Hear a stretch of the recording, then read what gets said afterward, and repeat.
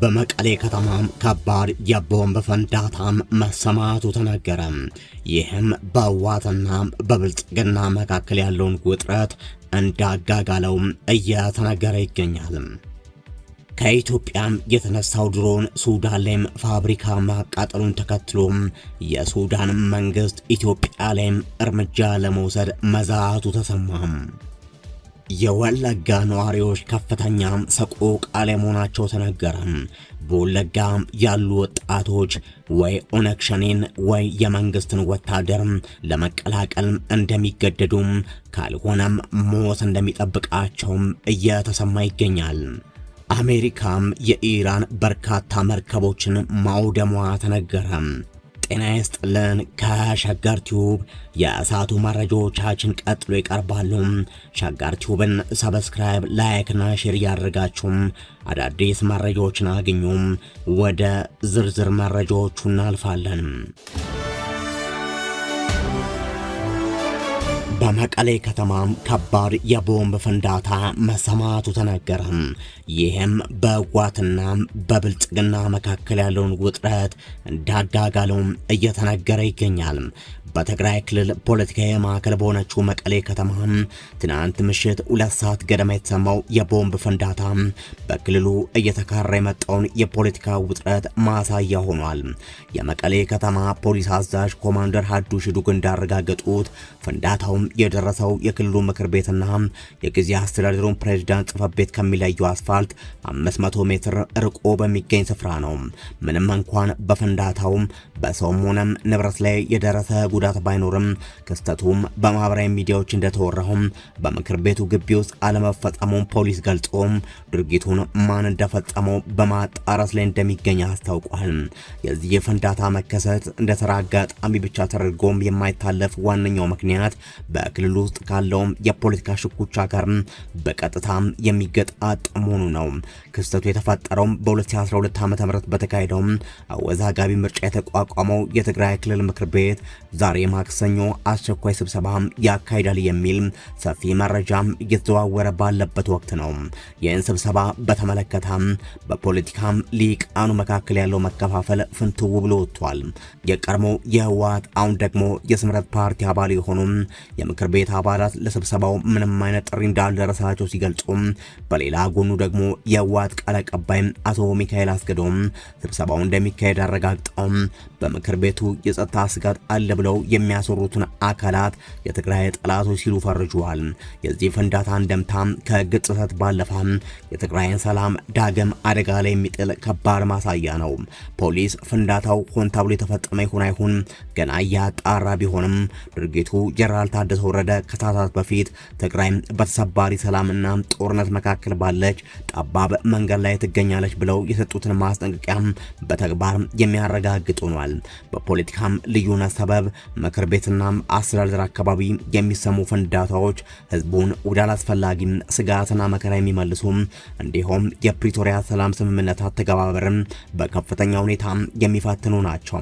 የትግራይ ህዝብ ካለፈው ጦርነት ገና ሳያገግም የፖለቲካ ሊቃኑም የስልጣን ሽኩቻ ወደ እርስ በርስ ግጭት እንዳያመራ ከወዲሁም ከፍተኛ ጥንቃቄ ሊደረግበት የሚገባ አንገብጋቢ ጉዳይ መሆኑ የዕለቱ ክስተት በግልጽ ያሳያል ተብሏል።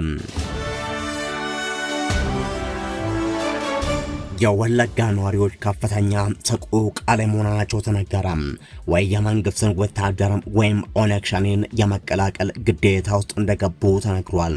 በኦሮሚያ ክልል ምስራቅና ሆሮ ጉሩ ወለጋ ዞኖች የሚኖሩ አርሶ አደሮችና ነዋሪዎች በመንግስት የጸጥታ ኃይሎችና በታጣቂ ቡድኖች መሃል ተተኩሰው ከፍተኛ የህልውና ስጋት ውስጥ መውደቃቸው ተጋልጧል። ዋነኛ የግብርና በተለይም የበቆሎ እርሻ ወቅት በሆነው አሁን ሰዓት ገበሬው ማታውን በማረስ ፋንታ የግዳጅ ወታደራዊ ምልመላ አፈሳን በመሸሽ ወደ ጫካና ከተሞች ተሰዶ ለመደበቅ ተገዷል። ይህ ክስተት በክልሉ ያለውን የጸጥታ መደፍረት ከማሳየቱም በላይ በቀጣይም ሊከሰት የሚችለውን አደገኛ የምግብ ዋስትና ቀውስ በግልጽ የሚያመላክት ክሪቲካል ማሳያ ነው። የግዳጅ ምልመላው ምንም አይነት የሰብአዊ መብትም ሆነ የጤና ሁኔታን ከግምት ውስጥ ያላስገባ መሆኑ የችግሩን ጥልቀት ያሳያል። ነዋሪዎች ዜጎች ከቤት ለቤት ፍተሻም፣ ከገበያም፣ ከሃይማኖት ስፍራዎች ብሎም ከሀዘንና ደስታ ስነ ስርዓቶች ላይ ሳይቀርም እየታፈሱም ለግዳይ ስልጠናም ይወሰዳሉ። ለምሳሌም የሚጥል በሽታ ያለባቸውና የዘውትር ሕክምና የሚፈልጉ ዜጎች እንኳን ሳይቀሩም ታፍሰው መወሰዳቸውና የሕክምና ማስረጃቸው ተቀባይነት ማጣቱም የስርዓቱን ኢፍትሐዊነት ያጋልጣል። በምስራቅ ወለጋ ጊዳ አያናና ኪረሙ እንዲሁም ቦሮ ጉድሩ፣ አቤ ዶንጎሮ፣ ጉሎና አባቦ ጉድሩ ወረዳዎች መንግስት ጋቸና ሲርና የስራ ጥበቃ በሚል ሰበብ አርሶ አደሩን የአጭር ጊዜ የሚሊሻ ስልጠና እንዲወስድ ማስገደዱ ህዝቡን ወደ አላስፈላጊ ጦርነት እየማገደ ይገኛል። ከዚህም በከፋ መልኩ ነዋሪው በሁለት ጥይት መሃል ተቀርቅሯል።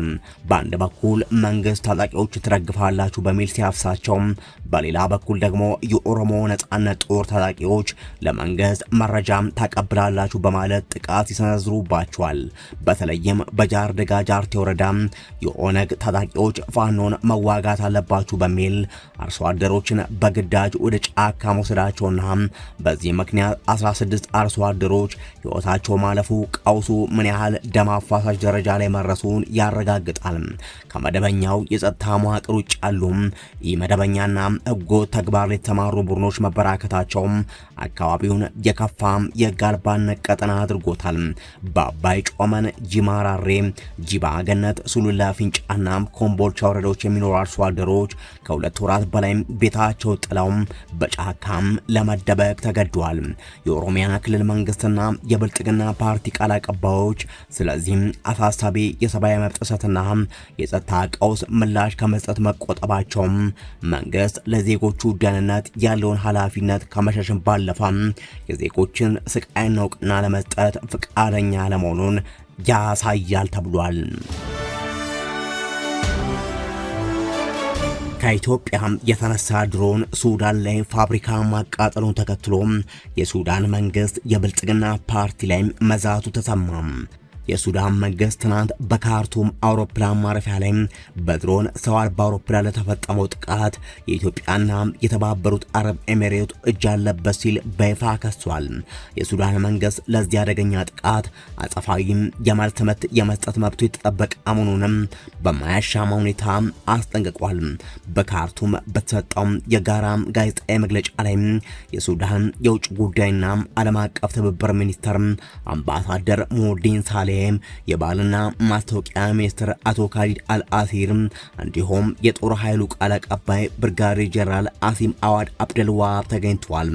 ባለስልጣናቱ በመግለጫቸው እንዳረጋገጡት የሱዳን መንግስትና የሚመለከታቸው የጸጥታ አካላት በካርቱም አውሮፕላን ማረፊያ ላይ ለተፈጸመው ጥቃት ሁለቱ ሀገራት ማለትም ኢትዮጵያና ኤሚሬት ቀጥተኛ ተሳትፎ እንዳላቸው የሚያሳይ አስተማማኝና የተረጋገጠ ማስረጃም በእጃቸው ይገኛል።